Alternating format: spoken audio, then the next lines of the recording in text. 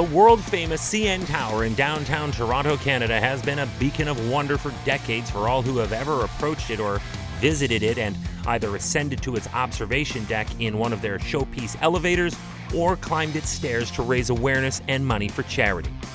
It held the record for being the world's tallest freestanding structure for 32 years. Hi, I'm Chris May, host of This Day in Weather History, a podcast from the Weather Network in Canada. So what happens if sheets of thick ice fall from this massive marvel of engineering? Because it happened this day in weather history.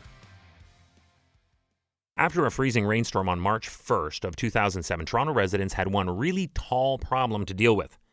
An issue that for some reason had never been seriously considered before. What to do should ice build up and then fall from the then world's tallest building, the CN Tower.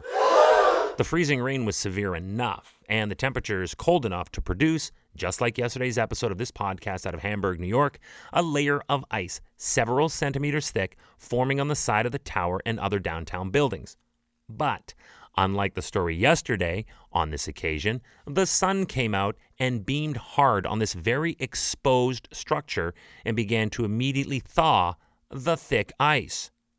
Like yesterday, there was the combination of rain, plus cold air at the surface, plus winds of up to 90 kilometers per hour, that's just over 55 miles per hour, that created the perfect combination for this surface freezing to occur. Remember yesterday I said like a giant paint gun. But now it's sunny, and that radiative heat against this solid concrete tower wall is making for some separation as the ice melts from the surface. And the wind is still in play, and it began to blow some of the thick ice away from the structure.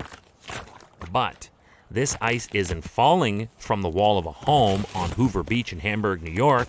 This is falling hundreds of feet from the CN Tower.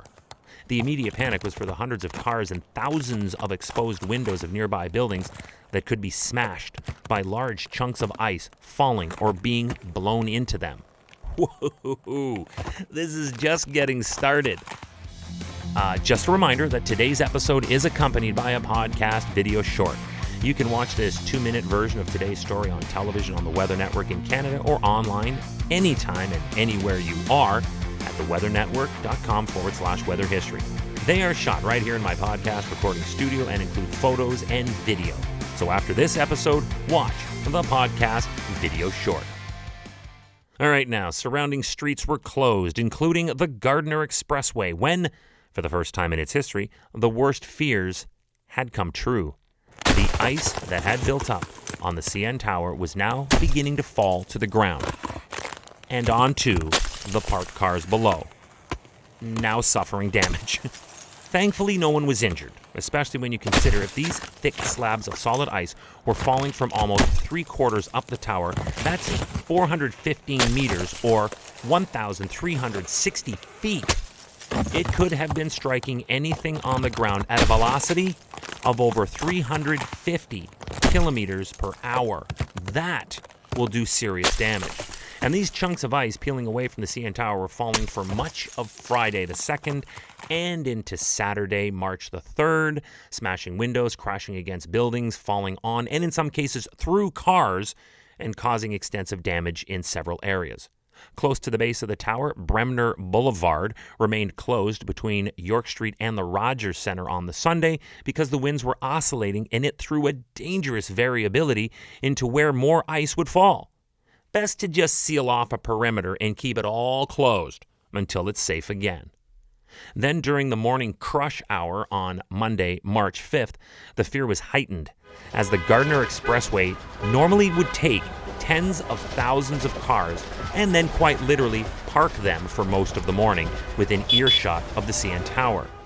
So police expanded the area of closed streets to include the Gardiner Expressway, which is only 310 meters or just over 1,000 feet away from the tower, as they had observed that the winds were now capable of blowing the ice further away, either on the Gardiner, as I just mentioned, but also as far north as King Street West, which is just under 500 meters or just over 1,600 feet away. That's a massive perimeter. This was calculated when they witnessed a taxicab window shattered in that vicinity. It was finally over on Tuesday, March 6th, and the ridiculously congested Gardiner Expressway reopened after winds abated so drivers could safely return to going nowhere for hours every morning. But sitting in a car every day is actually the best place to be, because every day there is a new story right here on this podcast. This day in weather history. Tomorrow is March 2nd, and for this, we hit up a most intriguing snow story for an area that will see seasonal snow, but not Canadian amounts. Storm Emma ran into anticyclone Hartmut, and it was dubbed the Beast from the East.